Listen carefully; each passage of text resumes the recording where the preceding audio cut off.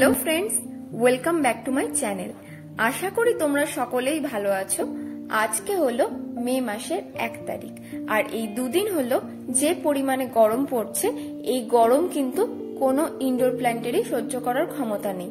যদিও indoor plant আমরা কিন্তু ইনডিরেক্ট সানলাইটে রেখে থাকি, কিন্তু বারান্দার যে জায়গায় আমি গাছগুলো রেখেছি সে জায়গায় একেবারেই যে সানলাইট আসে না সেটা বলবো না, কিছুটা হলেও সানলাইট গাছের মধ্যে লাগে। কিন্তু এখন এই পরিস্থিতিতে কিন্তু একটুও যদি সানলাইট গাছের গায়ে লাগে তাহলে কিন্তু সানবার্ন বা পাতা পুড়ে যাওয়ার ভীষণ রকম চান্স আছে। শীতের সময় কিন্তু গাছগুলোকে আমি এই বারান্দাতেই রেখে থাকি, কিন্তু এই গরমের মধ্যে গাছগুলোকে আমি আর বারান্দায় রাখবো না, কারণ যেহেতু আমার 2-3টে গাছের পাতা অলরেডি পুড়ে গেছে, তাই গাছগুলোকে আমি এখান থেকে সরিয়ে অন্য জায়গায় রাখবো যেখানে একদমই ইনডিরেক্ট সানলাইট আসে। বারান্দার এই জায়গাটা আমার ভীষণ পছন্দের। যে কোনো সময় যে কোনো মন খারাপ হোক বা যাই হোক, যে কোনো পরিস্থিতিতে আমি যদি এই বারান্দায় এসে দাঁড়াই আমার মনটা কিন্তু একেবারে ভালো হয়ে যায়।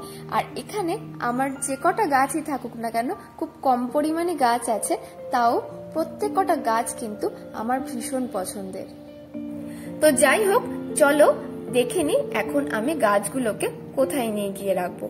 এখন যেটা দেখলে এটা কিন্তু আমাদের সামনের বারান্দা, আর এটা হলো বারান্দার পরের বেডরুম, আর তারপরে যেটা দেখছো এটা কিন্তু আমাদের ডাইনিং হল। আর এখানে অলরেডি কয়েকটা গাছ আছে, আর আমার মহারাজ তো অলরেডি আগে থেকেই এসে বসে আছে। আর বারান্দায় অর্কিড গুলো রেখেছিলাম, কিন্তু এই প্রচন্ড গরমে আমি কিন্তু অর্কিড গুলো আগেই ডাইনিং এ নিয়ে চলে এসেছি। তো জানলার নিচে যে স্পেসটা তোমরা দেখছো এই জায়গাতে আমি আমার বারান্দার গাছগুলো এনে রাখবো। আর এটা যেহেতু পূর্ব দিকে জানলা, তাই সকালের আলোটা আর কিছুটা পরিমাণ রোদ এখানে পড়ে, তো সেটাতে আশা করি গাছের কোনো অসুবিধা হবে না। এখানে আমার 3টে ডেনড্রোবিয়াম আর 3টে ফেলোনপসিস অর্কিড আছে। যেহেতু এই জানলার নিচে যে জায়গাটা আছে সবকটা গাছ এইখানে ধরবে না, তাই আমি এই জায়গাটায় বাকি গাছগুলো রাখবো। তাহলে চলো তাড়াতাড়ি এখন গাছগুলোকে বারান্দা থেকে ডাইনিং এ নিয়ে চলে আসি। প্রথমে আমি টবের নিচে যে প্লেটগুলো থাকে ওইগুলোকে নিয়ে এসে আগে রাখবো, তারপর টবগুলোকে এক এক করে নিয়ে আসবো।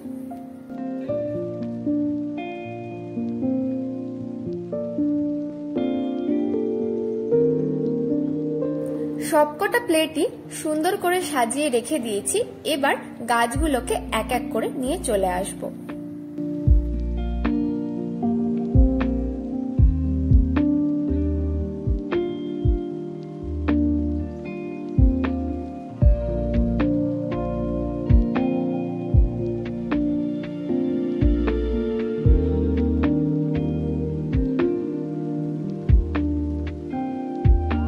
ডাইনিং এর এই দিকটায় যতগুলো গাছ ধরলো ততগুলো রাখলাম, আর বাকিগুলো অন্যদিকে রেখে দিচ্ছি।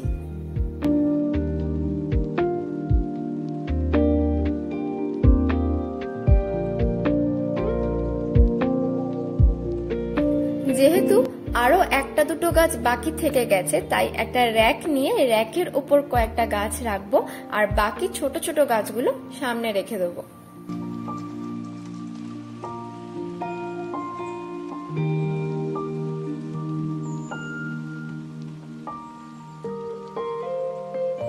বারান্দা থেকে সবকটা গাছগুলোই আমি ডাইনিং এ এনে নিয়েছি।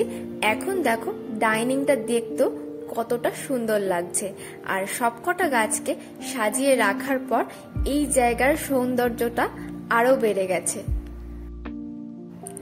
আর এই ফেলোনপসিস অর্কিডের পটিং এর ভিডিও আমি খুব শীঘ্রই আমার চ্যানেলে দেব। আজকের মতো ভিডিও এখানেই শেষ করলাম।